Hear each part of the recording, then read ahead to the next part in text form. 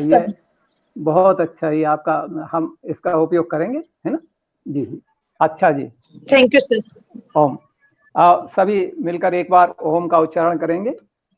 पूरी श्वास को भरेंगे, गहरी श्वास लेकर के धीरे धीरे छोड़ते हुए ओम का उच्चारण करेंगे।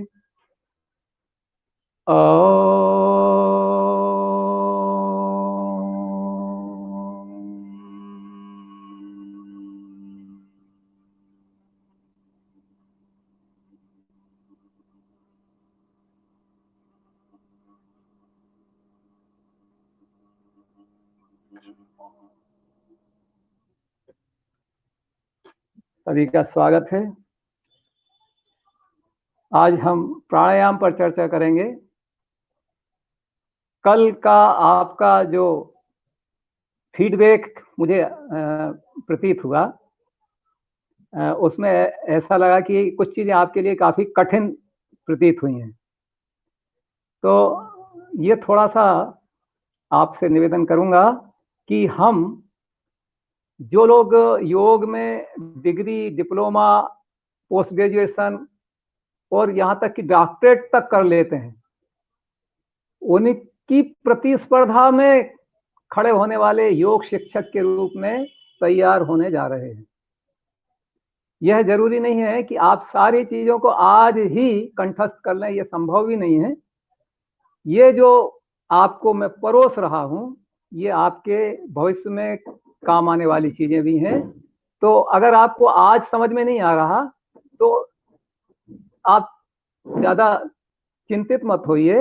ये जब आप निरंतर अभ्यास जारी रखेंगे तो इन चीजों की आपको आवश्यकता पड़ेगी और ये चीजें आपको समझ में आएंगी। पल्लवी मैडम ने अभी आपको आसन के संबंध में बहुत विस्तार से, बहुत अच्छी तरह से समझाया। आसन के बाद अष्टांग योग में प्राणायाम का नंबर आता है। 8 जो अंग हैं उसमें चौथा अंग प्राणायाम है। पतंजलि महाराज ने जैसे आसन के संबंध में 3 सूत्र लिखे हैं, स्थिरम सुखम आसनम, प्रयत्न शैथिल्यम, अनंत समापित्यभ्याम, तस्मिन् सति श्वास श्वास योगो गति विच्छेदा प्राणायाम। ये 3 आसन के सूत्र हैं, आपने उनको लिख लिया है।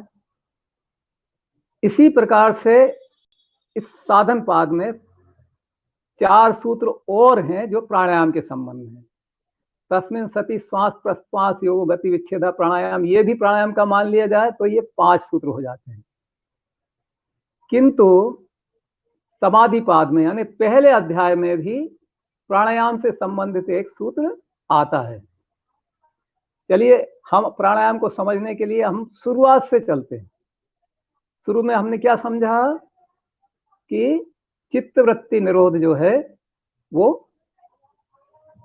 योग है। उसके पहले है योगस् चित्तवृत्ति निरोधा, ये जो है ये परिभाषा है। और इसके पहले जो सूत्र है वो अथ योगानुशासनम। शब्दार्थ में, शास्त्रार्थ में तो इसका अलग अर्थ है, किंतु हम जब योग को अपना रहे हैं तो ऐसा भी मान सकते हैं कि जीवन में अनुशासन योग है। यम, हम दूसरों के प्रति किस तरह का स्वयं को अनुशासित रखते हैं, ये यम है। कितना अनुशासित रखते हैं, ये नियम है। हम अपने शरीर के अंगों को किस प्रकार से अनुशासित करते हैं, ये आसन है। और हम अपनी श्वास को किस तरह से अनुशासित करते हैं, ये प्राणायाम। तो प्राणायाम क्या है? प्राणायाम है हमारी श्वासों का अनुशासन। एक सूत्र जो हमने पहले पाद में पढ़ा था, उसकी तारतम्यता हम समझते हैं कि जब हमने ये मान लिया कि चित्तवृत्ति का निरोध जो है वो योग है,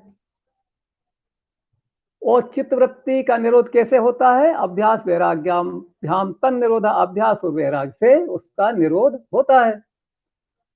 लेकिन जब हम अभ्यास करते हैं तो कुछ अंतराय आते हैं, कुछ विघ्न आते हैं, कुछ रुकावटें आती हैं। उनको व्याधि, श्यान, संशय, प्रमाद, आलस, अवृत्ति इत्यादि रुकावटें जो आती हैं, आलस आता है, दर्द होता है, पीड़ा होती है, काम करने में मन नहीं लगता है, इस तरह की जो चीजें होती हैं, तो उनसे कैसे निजात पाया जाए कि हमारा अभ्यास जारी रहे।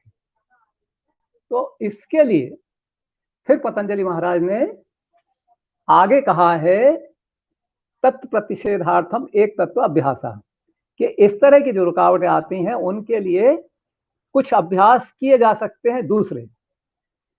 तो ये जो दूसरे अभ्यास हैं वो किस लिए किए जाते हैं कि हमारी जो मन की, चित्त की जो वृत्ति है, चित्त की जो निर्मलता है वो कायम हो सके। चित्त निर्मल होगा तो हमको आलस्य नहीं आएगा, हमको पीड़ा नहीं होगी, हमारा मन किसी दूसरी चीज के लिए नहीं भटकेगा। तो उस एक तत्व के अभ्यास में एक अभ्यास है, वो है बाह्य प्रच्छदन। प्रच्छदन यानी श्वास को रोकना और छोड़ना, या श्वास की गति का विच्छेद करना, है ना। तो ये श्वास को रोकना, प्रच्छदन, विधारण यानी धारण करना, व प्राणस। प्रच्छदन, विधारण व प्राणस यानी प्राण को, यानी श्वास को, यानी हम जो भीतर ब्रीदिंग का उपयोग करते हैं उसको रोकना और छोड़ना। इसके प्रयोग से भी हम उन अंतरायों को, उन विघ्नों को शांत कर सकते हैं। तो एक प्राणायाम से संबंधित एक और सूत्र ये प्रथम पाद में भी आया। तो इस तरह से कुछ 6 सूत्र हो गए हैं जो हमारे क्लासिकल प्राणायाम से संबंध रखते हैं। ये हमारे पतंजलि योग सूत्र में प्राणायाम के 6 सूत्र हैं। तो इनमें से जो आपको याद हो रह सकते हो उनको याद रखने की कोशिश कीजिएगा। अब हम प्राणायाम की परिभाषा पर चलते हैं। तो प्राण धन आयाम, प्राण का नियंत्रण, प्राण का विस्तार, प्राण का संतुलन, ये है प्राणायाम।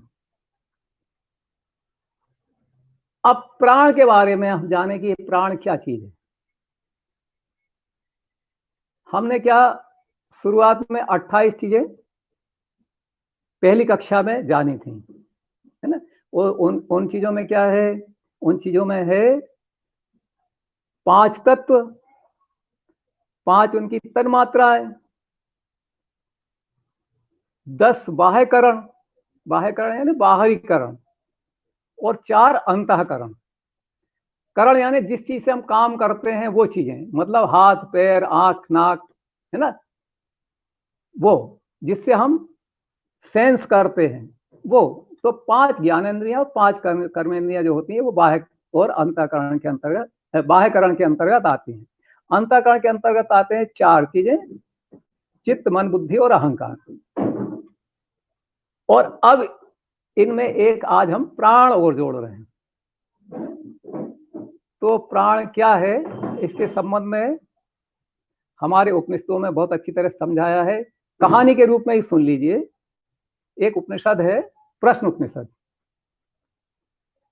प्रश्न उपनिषद की कहानी इस प्रकार है कि ब्रह्म को जानने की इच्छा से 6 ऋषि हैं, वो उस समय के प्रसिद्ध ऋषि पिपलाद के पास में गए और उनसे कहा कि आप हमको परमात्मा के बारे में बताइए, क्योंकि हम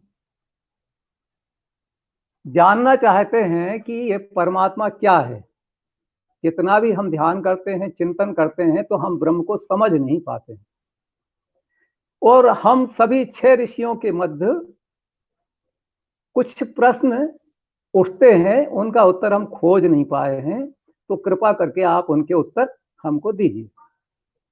पिपलाद ऋषि ने कहा कि आप पहले 1 वर्ष तक तप कीजिए आश्रम में, उसके बाद आप इस योग होंगे।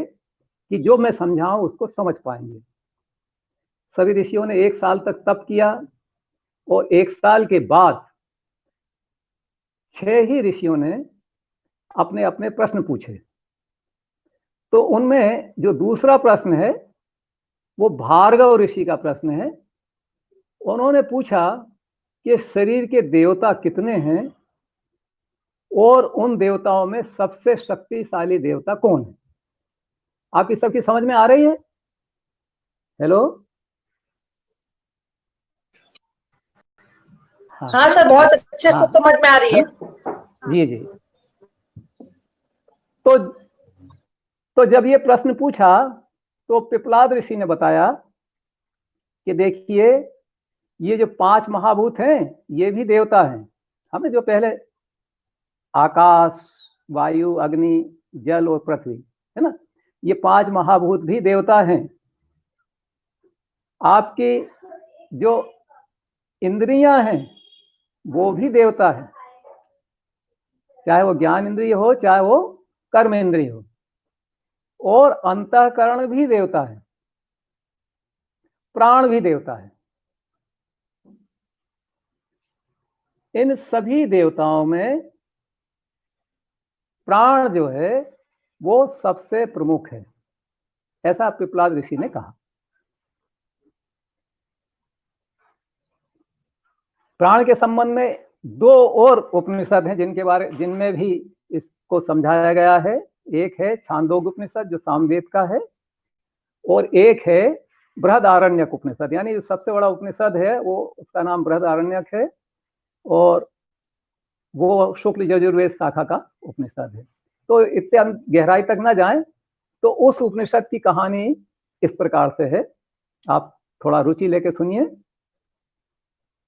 शरीर के सभी अंग या देवता समझ लीजिए स्वयं को सबसे बड़ा सिद्ध करने में लग गए। अपने इस क्लास में भी होता है, समाज में भी होता है, परिवार में भी होता है, सब में होता है कि हर व्यक्ति अपने आप को दूसरे से अच्छा सिद्ध करना चाहता है। तो उन्होंने बहुत कोशिश की।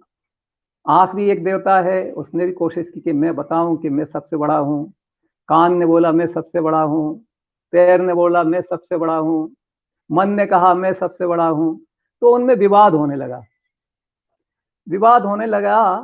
तो वे प्रजापति के पास गए, ब्रह्मा जी के पास गए और उन्होंने कहा कि देखिए, हमें बड़ा विवाद चल रहा है कि हमें सबसे ज्यादा बड़ा कौन है, सबसे ज्यादा उपयोगी कौन है, सबसे ज्यादा महत्व किसको दिया जाए, आप फैसला करके बता दीजिए।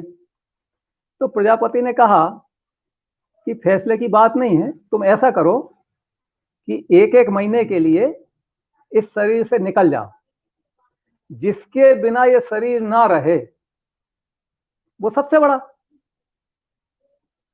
तो आंख निकली, 1 महीने तक बाहर रहने के बाद में जब आई आंख, तो शरीर तो वैसे ही का वैसा। तो आंख ने पूछा कि तुम लोग मेरे बगैर जीवित कैसे रहे? बोले कोई अंधा जैसे जीवित रहता है ऐसे रहे। फिर पैर चले गए। पैर के लौटने पर और जब पैर ने पूछा कि तुम कैसे जीवित रहे, तो शरीर ने कहा या बाकी अंगों ने कहा कि जैसे लंगड़े अपना जीवन गुजारते हैं वैसे इसी प्रकार से। कान गया तो बहरा, है ना, जिह्वा गई तो बोले जैसे गूंगा रहता है वैसे हम रह लिए। तब प्राण ने कहा अच्छा मैं जाता हूं। तो सारे के सारे घबरा गए, सब उसके पीछे हो लिए। अरे बोले तुम्हारे बिना हमारा काम ही नहीं चलेगा। तो तब ब्रह्मा जी ने कहा देखो, ये प्राण जो है, ये प्राण सबसे प्रमुख देवता है। तो इस प्राण का हमारे जीवन में बहुत महत्व है। इस प्राण के महत्व को हमको समझना चाहिए। और हमारा जो योग का अभ्यास है, जो हम सीखने के लिए यहाँ पर आए हैं, वो हम अपने प्राण को मजबूत करने के लिए ही आए हैं। चाहे वो यम हो, चाहे नियम हो, चाहे आसन हो, चाहे प्राणायाम हो, और उसके आगे की धारणा, ध्यान, समाधि हो, प्रत्याहार हो, ये सारी की सारी जो चीजें योग में हैं, जो अंग हैं, ये प्राण को मजबूत करने के लिए ही। जब प्राण मजबूत होगा तभी हम योगा कर्मसु कौशलम वाली चीज को सिद्ध कर पाएंगे। अगर हमें एनर्जी नहीं है, मानसिक एनर्जी या शारीरिक एनर्जी या संकल्प की एनर्जी नहीं है, तो हम किस तरह से अपने लक्ष्य को प्राप्त कर पाएंगे, किस तरह से मुक्ति को प्राप्त कर पाएंगे, किस तरह से हम योग के उद्देश्य को प्राप्त करेंगे। तो प्राण जो है इसका अनुशासन प्राणायाम। प्राणायाम के 6 सूत्र हमारे पतंजलि महाराज ने अपने योग दर्शन में हम लोगों को बताए हैं। अब प्राणायाम को हठ योग में भी काफी विस्तार से कहा गया है। देखिए, मैं आपको ये जो सूत्र हैं ये आपको हिंदी और अंग्रेजी अनुवाद के साथ यहाँ देने की कोशिश करता हूँ। अगर आ जाएं तो आप इसका स्क्रीनशॉट ले सकते हैं। आ रहा है क्या समझ में? हेलो सर, थोड़ा सा दूर में रखिए। सर दूर, अच्छा। आप क्या करिए, बुक को टेबल पर रख दीजिए सर। हाँ जी, आपके पास लैपटॉप है? अरे अभी तो मैं मोबाइल के सामने। अच्छा, मैं ऐसा हाँ, तो आप ऐसा करिए सर, आप ऐसा करिए, बुक को वहां पर रख दीजिए, टेबल पे बुक रख दीजिए आप। उसके ऊपर मोबाइल का जो कैमरा है, मोबाइल का कैमरा है स्विच करने के लिए, तो वो स्विच करिए मोबाइल का कैमरा। जैसा कि यहाँ पर बुक दिखानी है तो ऑप्शन है। मैं ऐसा करूंगा, आपको ये व्हाट्सएप कर दूंगा, है ना? और सर व्हाट्सएप कर दीजिए, है ना? जी जी, व्हाट्सएप अच्छा रहेगा, है ना? तो ये सूत्र भी है और सूत्र के साथ में इसका हिंदी और अंग्रेजी तर्जुमा भी है। और मैं व्हाट्सएप आपको एक चीज और करूंगा, वो जो आप प्रयास कर रहे थे ये टेबल बनाने का, है ना, जिसमें सभी तत्व दिए गए, है ना, ये भी आपको व्हाट्सएप कर दूंगा, है ना? जी जी, बहुत शुक्रिया आपका, बहुत शुक्रिया आपका, थैंक यू सर। आपको व्हाट्सएप कर दूंगा। तो देखिए, हम अपनी बात कर रहे थे कि प्राणायाम, जिस तरह से पल्लवी मैडम ने आपको आसन के बारे में बताया, फिर कुछ आसन करवाए भी, लेकिन अपने पास में 1 ही घंटे का समय है, इसलिए प्राणायाम का हमें अभी आगे समय मिलेगा, अपन प्रैक्टिकल बाद में करेंगे। लेकिन प्राणायाम को पूरी अच्छी तरह से अपन आज समझने की कोशिश करते हैं, है ना? एक और उपनिषद है श्वेत अस्तर उपनिषद, उसके अध्याय 2 में 8वें श्लोक में ऐसा कहा गया है कि आसन सिद्धि के बाद, देखो आसन सिद्धि कैसे होती है। आसन सिद्धि ऐसी होती है जब आसन की परिभाषा सिद्ध हो जाए, है ना, स्थिरम सुखम आसनम जैसी स्थिति हो जाए, ततो द्वंद्व अनुविघात वाली स्थिति हो जाए कि हमको किसी तरह का दर्द ना हो, पीड़ा ना हो, जकड़न ना हो, है ना, और स्थिरता पूर्वक बैठ सके। उसके बाद हमको प्राणायाम के लिए आगे बढ़ना चाहिए। तो शंकराचार्य ने इस उपनिषद के भाष्य में कहा है कि प्राणायाम के पहले हमको क्या करना है, नाड़ी शुद्धि करना है। तो नाड़ी शुद्धि स्वयं में भी एक प्राणायाम है, तो उनकी अपन आगे चर्चा करेंगे कि किस तरह से नाड़ी शुद्धि की जाती है। ये आगे की कक्षाओं में इसका क्रम आएगा। मूल रूप से आप ऐसा समझ लें कि आपने जो अनुलोम विलोम किया है ना, उससे मिलता जुलता अभ्यास जो है वो नाड़ी शुद्धि का अभ्यास होता है। और नाड़ी शुद्धि का अभ्यास पुरातन काल में ऐसा नहीं होता था, काफी समय लगता था, 6-6 महीने लग जाते थे, उसके बाद फिर प्राणायाम शुरू किया जाता था। और सुबह, दोपहर, शाम और निशीथ यानी आधी रात, इनमें अभ्यास किया जाता था। तो दोपहर, शाम और निशीथ, इसमें नाड़ी शुद्धि का अगर 5 साइकिल करेंगे तो 15 दिन में, और अगर 3 साइकिल करेंगे तो 30 दिन में नाड़ी शुद्धि होती है। ऐसा हमारे ग्रंथों में श्वेत अस्तर उपनिषद के शंकर भाष्य में लिखा गया है।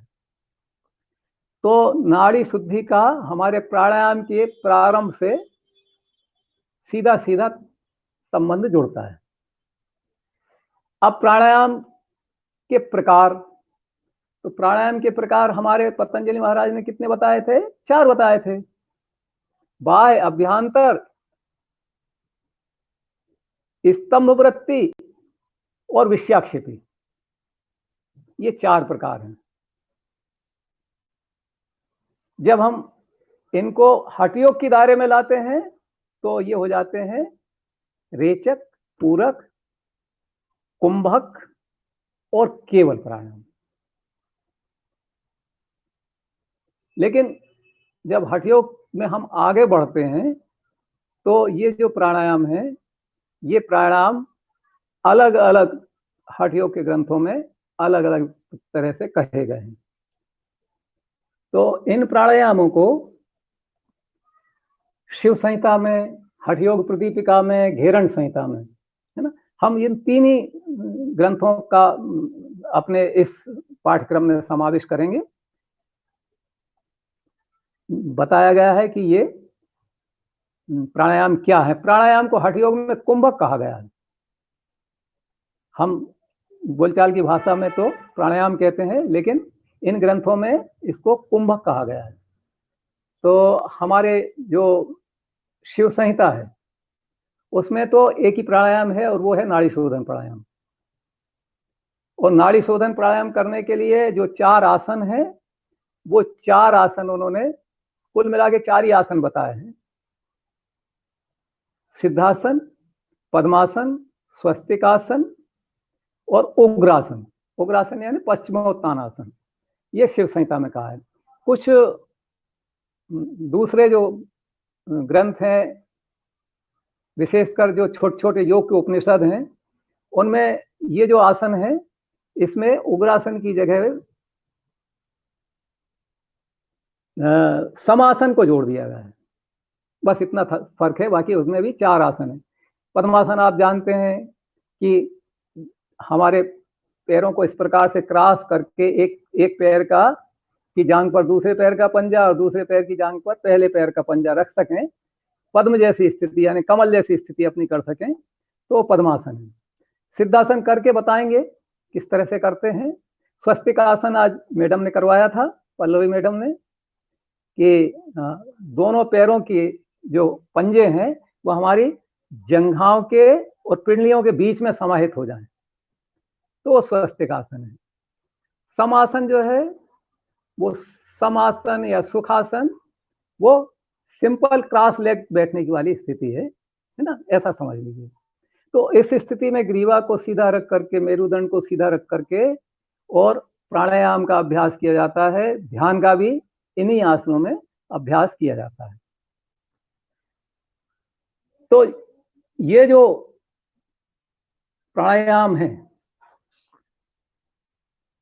ये चतुष्टय में अगर पूछे जाते हैं तो ये चतुष्टय, पतंजलि का चतुष्टय हमने पहले बताया, बाह्य, अभ्यंतर, स्तंभ वृत्ति और विषयाक्षेपी, है ना।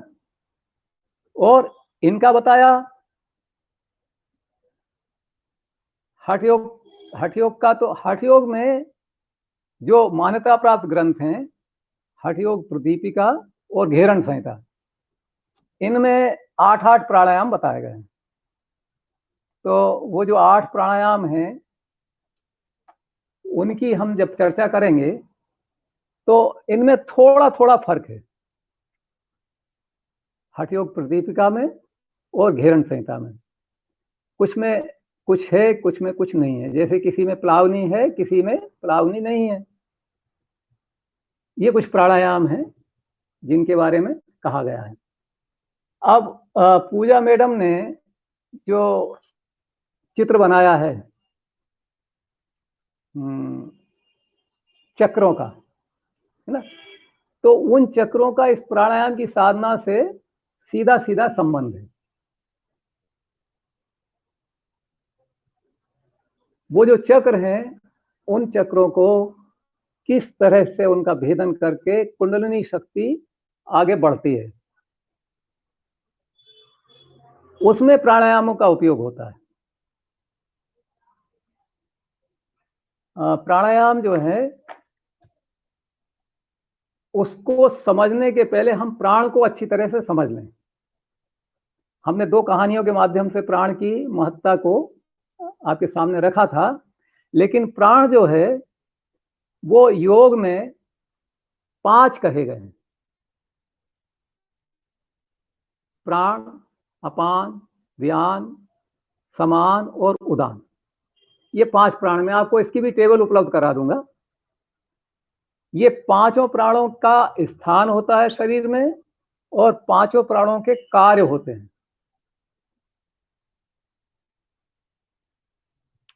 5 प्राण जो जिस तरह से मंत्री होता है, मंत्री के साथ में एक उपमंत्री होता है, ऐसे प्राण के साथ में एक उप प्राण भी होता है। तो 5 उप प्राण भी हैं, वो हैं नाग, कूर्म, कृकर, देवदत्त और धनंजय। इन प्राणों को पहले हम अच्छी तरह से समझ लेंगे, तभी तो हम इनका आयाम कर पाएंगे। तो ये मैंने इसकी भी एक वो बनाई है टेबल। ये टेबल भी मैं आपको व्हाट्सएप कर दूंगा, तो आप अच्छी तरह इसको समझ लीजिएगा। ये इस तरह से टेबल है। ये इसमें सीधी आ रही है, सीधी दिखाई दे रही है, उल्टी दिखाई दे रही है आपको? सीधी दिखाई दे रही है सर, सीधी दिखाई दे रही है। अच्छा, बहुत अच्छा। तो इस तरह से ये टेबल में मैं आपको व्हाट्सएप कर दूंगा। आपका जो अगर कोई ग्रुप बना है तो उसमें मेरे को सम्मिलित कर दिए, मैं भेज दूंगा इसको, है ना।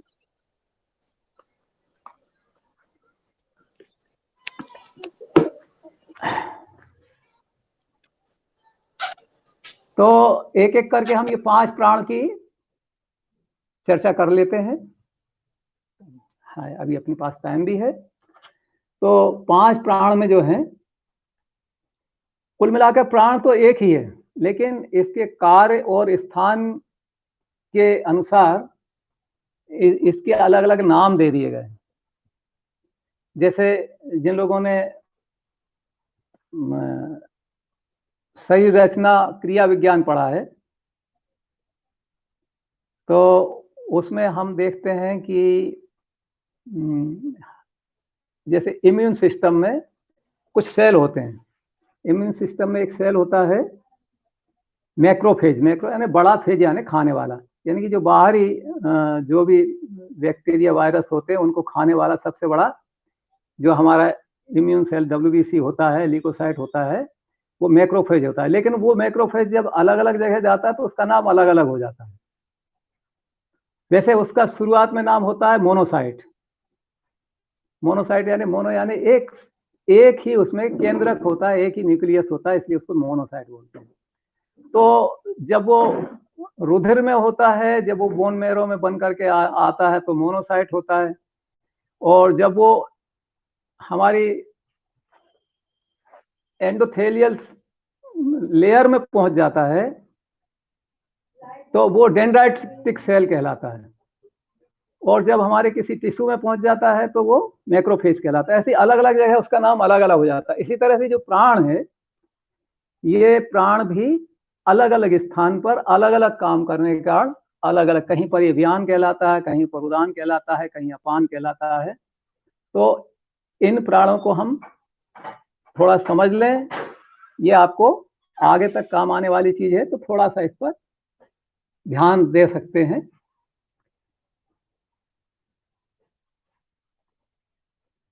तो पहला अपन समझ लें अपान।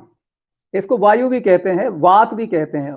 जब हम उसमें आयुर्वेद में जब चर्चा करते हैं तो वो वात के रूप में कहलाता है ना। अपान वात, प्राण वात, है ना। और सामान्य चर्चा में अपान वायु, प्राण वायु।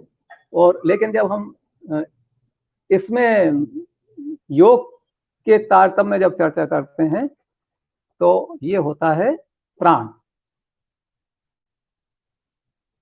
तो समान प्राण किसको कहते हैं? समान प्राण हमारा जो पाचन संस्थान है, वहां से लेकर हृदय तक इसका स्थान होता है। हृदय से लेकर के, हृदय में जो होता है वो चक्र किसको क्या बोलते हैं? अनाहत चक्र। और जो नाभि में जो चक्र होता है, नाभि चक्र, उसको मणिपूरक चक्र बोलते हैं। तो इनके बीच का जो स्थान है वो समान प्राण का स्थान है। समान प्राण हमारे पाचन संस्थान का काम करता है। हम जो भोजन करते हैं, भोजन जब हमारे आहार नली में अंदर जाता है, उसमें जब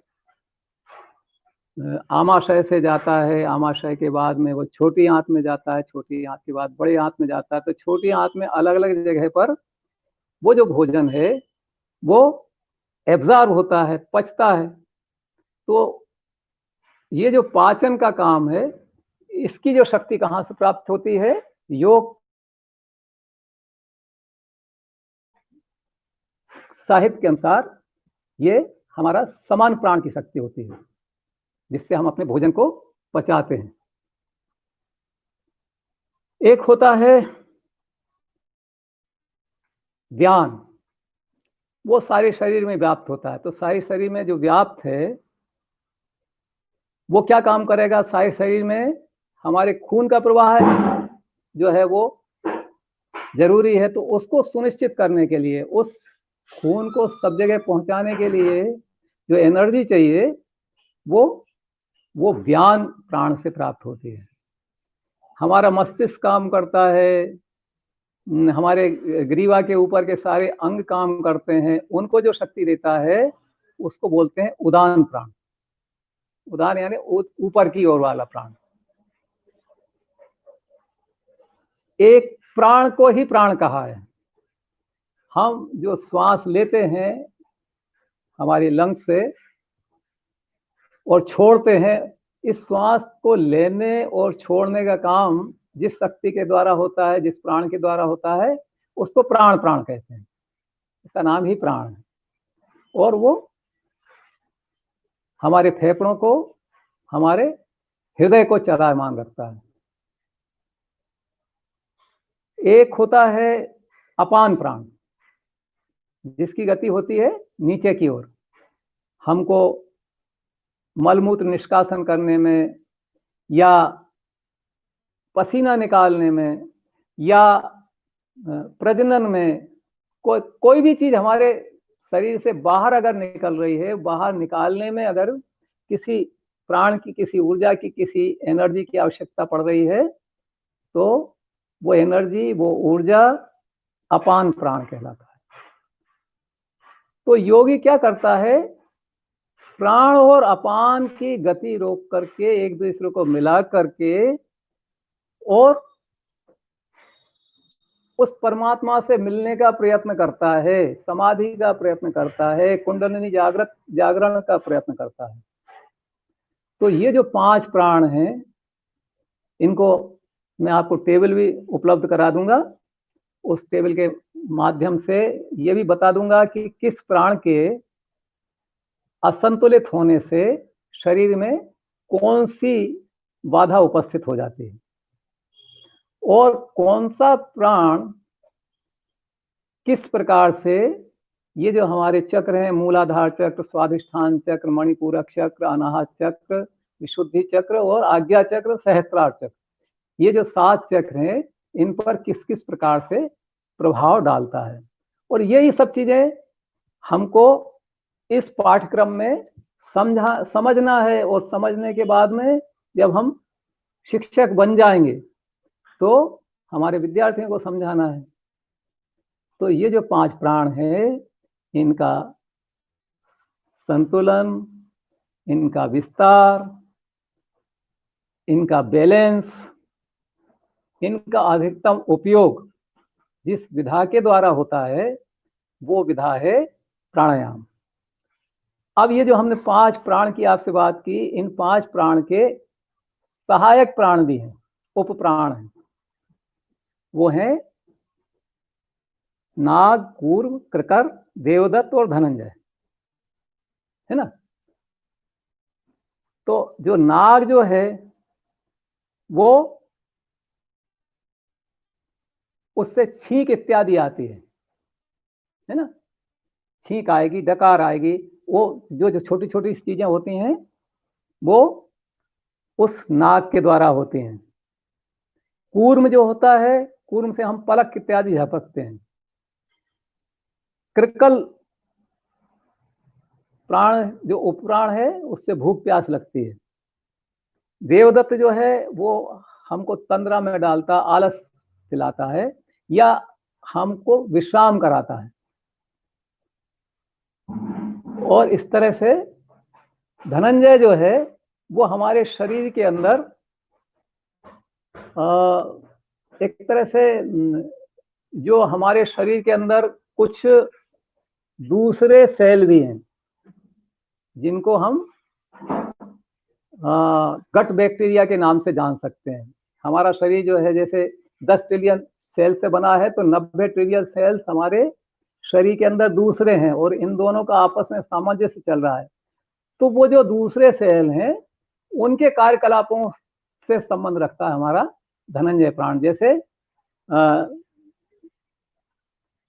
जैसे कोई किण्वीकरण होता है ना, जब कोई लाश सड़ जाती है तो उसमें उसको बायोलॉजिकल डिग्रेडेशन होता है ना, तो उसमें भी उस प्राण का उपयोग होता है। तो इस तरह से ये जो हमारे प्राण हैं और उपप्राण हैं, इनको जब हम अच्छी तरह से समझ लेंगे तब हम इस प्राणायाम के अभ्यास में आगे बढ़ेंगे, तो इनको अच्छी तरह से समझने में हमें सहूलियत होगी। अभी थोड़ा 2-3 मिनट का टाइम और है। तो इन प्राणों को बहने के लिए कुछ हाईवे हैं। उनको क्या बोलते हैं? उनको बोलते हैं सुषुम्ना, इड़ा और पिंगला। ये हाईवे हैं ना। और जो छोटे छोटे इनको मिलाने वाले रास्ते हैं वो दूसरे रास्ते, दूसरे रोड भी हैं, है ना। तो ये जो 3 मुख्य नाड़ियां हो गई, फिर उनसे मिलाने वाली भी 14 नाड़ियां और मानी गई। वैसे तो 72,000 नाड़ियां हैं, लेकिन हमारे योग ग्रंथों में 14 नाड़ियों का जिक्र आता है। इन 14 नाड़ियों में 10 मुख्य हैं और 10 में ये 3 मुख्य हैं। तो हम मुख्य रूप से इन 3 की चर्चा करेंगे कि किस तरह से प्राणायाम के माध्यम से इन नाड़ियों से प्राण का संचार होता है। तो हमने कल भी चर्चा की थी कि हमारे 2 स्वर होते हैं, दायां स्वर और बायां स्वर। तो जब हम दाएं स्वर से बाईं नासिका को बंद करके दाएं स्वर से श्वास को लेते हैं, तो इसको बोलेंगे हम दायां स्वर। तो हमारे ब्रेन में 2 हिस्से हैं, दायां और बायां। जो दायां हिस्सा है वो हमारे बाएं हिस्से को, जो राइट पोर्शन है हमारे ब्रेन का, वो हमारे बाकी बॉडी के लेफ्ट पोर्शन को कंट्रोल करता है। और जो लेफ्ट ब्रेन का हिस्सा है वो हमारे राइट पोर्शन को कंट्रोल करता है। तो ये जो दाएं और बाएं नासिकाओं से श्वास को लेने वाली बात है, ये योग में ये शरीर की आंतरिक गतिविधियों को कंट्रोल करने में सहायता करते हैं। तो हम जब प्राणायाम के बारे में आगे चर्चा करेंगे, हठ योग दीपिका की चर्चा करेंगे, घेरण संहिता की चर्चा करेंगे, तो हम सूर्य भेदी और चंद्र भेदी प्राणायाम की चर्चा करेंगे। सूर्य भेदी प्राणायाम उसको कहेंगे जब हम दाईं नासिका से, राइट नोजल से श्वास को भरेंगे, रोकेंगे और बाईं से, लेफ्ट से खाली करेंगे। तो इससे हमको एक शक्ति का, ऊर्जा का, तेज का, एनर्जी का लाभ मिलेगा। और जब हमारे शरीर की ऐसी स्थिति होगी कि हम थक रहे हैं, परेशान हो रहे हैं और हमको क्या है, आराम की जरूरत है, तो हमको बाएं नासिका का इस्तेमाल करना होगा बाईं नासिका से श्वास को भरेंगे और दाईं से छोड़ेंगे तो हमको एक ठंडक प्राप्त होगी, एक शैथिल्य प्राप्त होगा, एक शांति प्राप्त होगी और एक आराम प्राप्त होगा। तो इस तरह से ये सूर्य भेदी और चंद्र भेदी प्राणायाम काम करते हैं।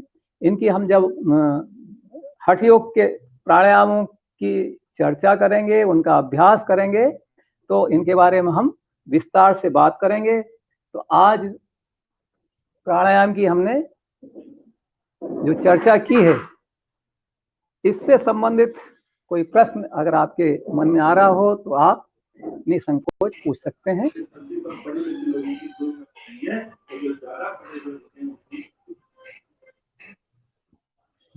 Hello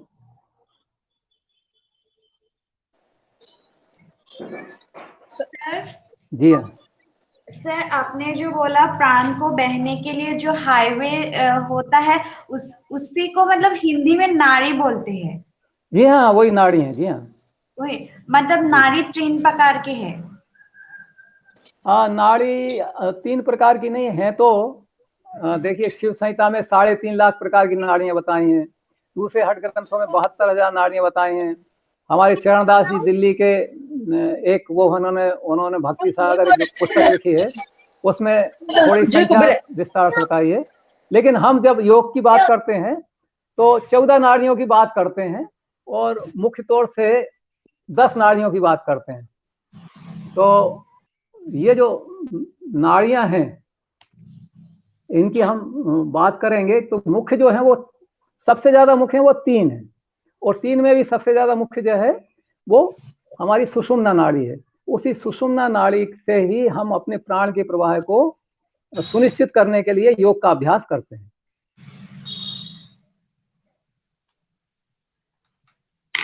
ji, thank you sir. जी,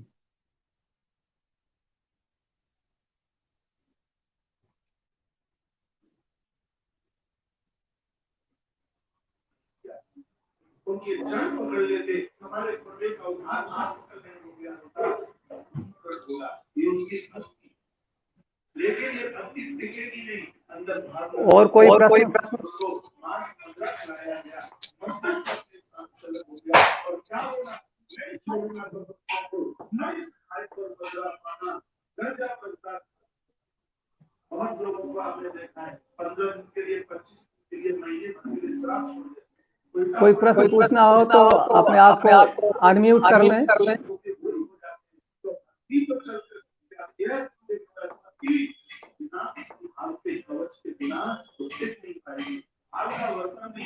किसी बच्चे के अगर कोई डाउट है तो वो पूछ सकता है, क्योंकि आज समय थोड़ा ज्यादा हो गया है तो हम कंटिन्यू करेंगे बिना ब्रेक के ही आज। तो आपका कुछ जो भी डाउट है या कोई फीडबैक है तो आप दे सकते हैं अभी। हमारी फैकल्टीज मौजूद हैं यहाँ पर। Hello sir. जी जी सर, मेरा कल का एक प्रश्न था, गोपाल सर से था। अच्छा जी। हेलो। हाँ, पूछिए आप प्रश्न पूछिए। हाँ, कल मेरा लास्ट में थोड़ा नेटवर्क की वजह से मेरा डिस्कनेक्ट हो गया तो मैं पूछ नहीं पाई।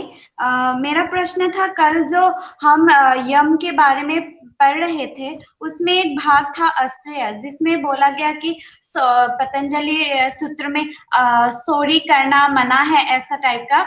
और आपने कंट्राडिक्ट किया उसके साथ।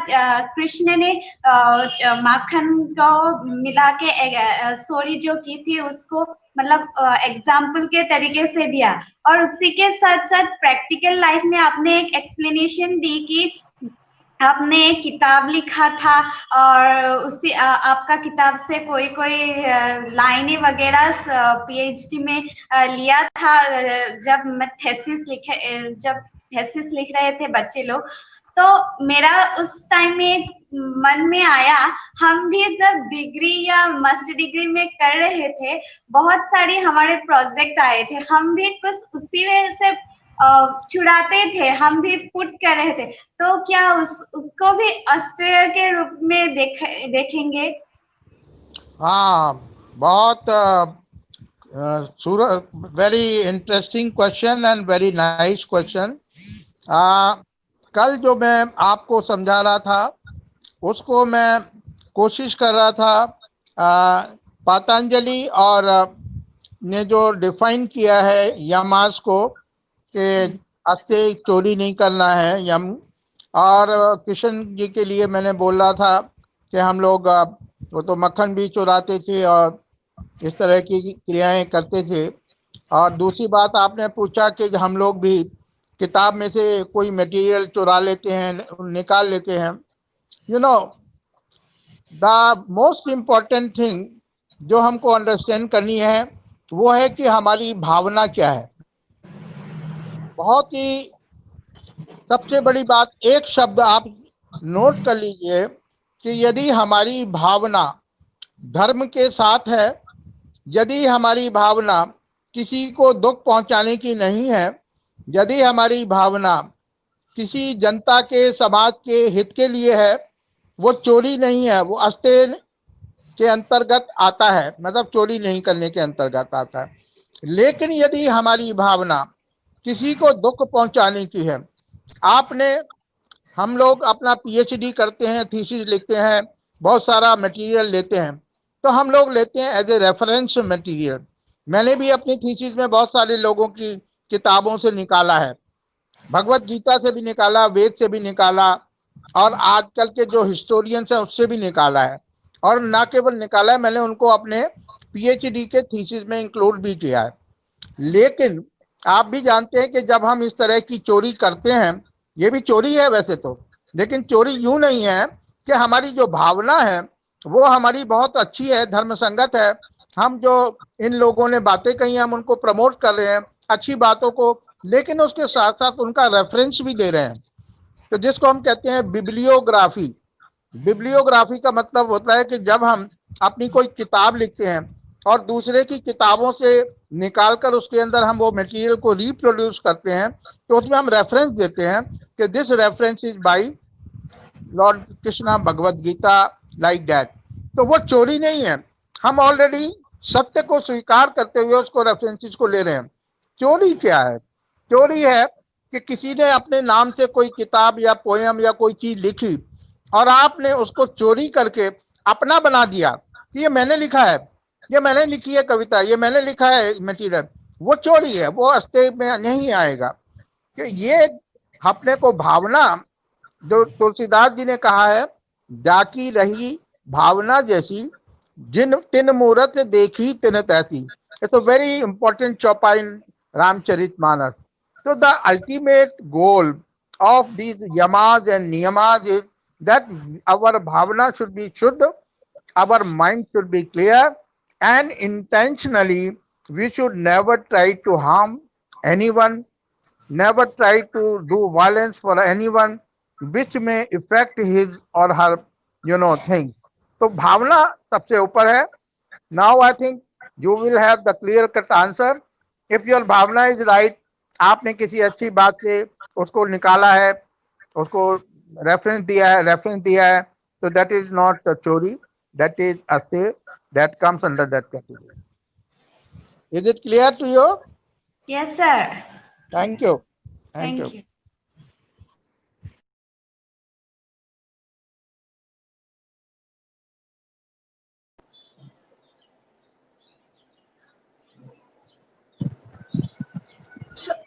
क्या पूजा? सर मैंने अभी जब 2 हफ्ते से क्लास चल रही है योग की, साधना की, कर्म योग, तो मैं ऐसा सोचती हूँ, मैंने ऐसा सोचा है कि जैसे बच्चा मिस पैदा होता है और मरते दम तक तो वो कर्म योग तो करता ही है ना सर. जी. कुछ ना, छोटा बच्चा भी पर डे का बच्चा है, 1 डे का, उसको दूध पीने के लिए रोना ही पड़ेगा. तो उसको माँ को पता चलता है रोना भी एक कर्म योग है वो बच्चे के लिए, तो उसकी माँ दूध देगी. इस कर्म ये योग है ना, बच्चा पैदा होता है, मरने मरते दम तक वो योग करता है. पर हमें पता भी चल गया कि सारे डायरेक्ट के लिए सब लोग योग करते हैं। पूजा, तुमने बहुत अच्छी बात कही है कि यही असली योग भी है। बच्चा योग पैदा होते ही पैदा करना शुरू कर देता है। यदि आपने उनके एक्शंस को देखा हो तो when the child comes out from the womb of the mother, he start doing some activities, physical activities, हाथ पांव को मारना, स्माइल करना, रोना, हंसना, ये सारे के सारे जो हमारे, आपको मैं बताना चाहूंगा कि I have visited in Europe an ashram where the yoga teacher asked their student to perform the same activity which a child after his birth do. वो बच्चा जो पैदा होने के बाद जो एक्शंस करता है वहां पर वो अपने स्टूडेंट्स को उसी तरह के एक्शंस करवाते हैं। You know why? क्योंकि जो फिजिकल एक्टिविटी जो ईश्वरीय देन है, जो गॉड गिफ्टेड है, because God has provided this thing already in the mind of the humans. एक another example I will give to you, very recent example, जिसके साथ मैं अभी अभी एकदम से लाइव मैंने देखा। few months before I visited a gaushala, and in my presence the cow, she was pregnant and she gave birth to his child. गौ माता ने अपने बच्चे को मेरे सामने डिलीवरी हुआ। हम लोगों के डिलीवरी के लिए तो बहुत सारे डॉक्टर्स होते हैं, पर एनिमल्स की जो डिलीवरी होती है उसके लिए डॉक्टर्स नहीं होते हैं। ईश्वरी ने एक ऐसा लॉ ऑफ नेचर बनाया है जिसके अंदर उन सबको वो डॉक्टर बना दिया है। Even a bird, even a animal, even any creature on the globe, on the earth, जो भी हैं, even the fish, everyone they are their own doctor and everybody do this process, he undergo through this process. सब लोग माँ बनती हैं, उनके बच्चे होते हैं। What I am trying to tell you कि जब गौ माता ने अपने बच्चे को जन्म दिया तो वो बच्चा जब उसके वोम से बाहर आया तो यू कैन अंडरस्टैंड कि कितना उसने पेन को सहा, और उसके बाद में उसने उसको अपने बच्चे को चाटना शुरू किया अपनी जीभ से, और वो बच्चा बिल्कुल जैसे जमीन पर पड़ा हुआ था। और उसके बाद में मेरे देखते ही देखते वो बच्चा धीरे धीरे धीरे धीरे उसके हरकत आने लगी, एक्शंस आने लगे, उसने हाथ पांव मारने शुरू कर दिए। एंड बिलीव मी, मेरे लिए एक बहुत ही ऐसा एग्जाम्पल था कि 15 मिनट जब उस गौ माता ने उसको अपने बच्चे को चाटा, सच है, मतलब जो अभी पैदा हुआ है 15 से 20 मिनट के अंदर वो बछड़ा गौ माता का जमीन से खड़ा हो गया। And slowly he started walking. This was a great wonder for me at least, क्योंकि मैंने पहली बार लाइव देखा था। हालांकि हम जानते हैं इस तरह के बहुत सारे वंडर्स हमारे नेचर में हैं। तो क्या वो योग नहीं है? Yes, that is also a part of our yoga, which God has, you know, when the human race came into existence, two things came automatically, which we always forget. The one was dharma, religion. These are not dharmas, Hindu, Muslim, these are all faiths. These are not dharmas. Dharmas are never distribute and divide the people. Dharma is only one and only one. And dharma, the definition of dharma in yoga is the dharma which start from the srishti and which end with the pralay, and it remains throughout. That is called dharma, and that is one that is called sanatana. Sanatana is the only dharma. These other things are fake. So this yoga, the dharma and yoga, it was given by the God to all the creatures right from the beginning. Only thing is there is a need, because we sometimes forget. हम भूल जाते हैं, तो हम इसलिए भूल जाते हैं, इसीलिए हमारे ऋषियों ने, हमारे बाकी लोगों ने ये सब चीजें बनाई। एंड दैट्स व्हाई आज हमें जरूरत पड़ रही है आपको पढ़ाने की, योगा टीचर्स बनाने की, दुनिया में योगा का मैसेज देने की। But I am so happy Puja, आपने बहुत अच्छी, you are a good thinker. I must appreciate, you are a good and positive thinker. We have to be a positive thinker and we should develop ourselves with a positive energy in our mind. Believe me, yoga will help you, and definitely if you will develop and you will take assistance of yoga, not only you will be a good teacher, but a very good human being and a powerful personality. Thank you, Pooja. Thank you, sir. Any other question?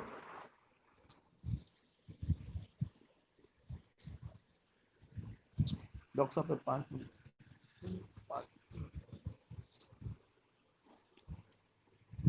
Yes, Amanji, I will request to continue if you had any person is having any other doubts or otherwise feedback, those who have not yet given. Please continue.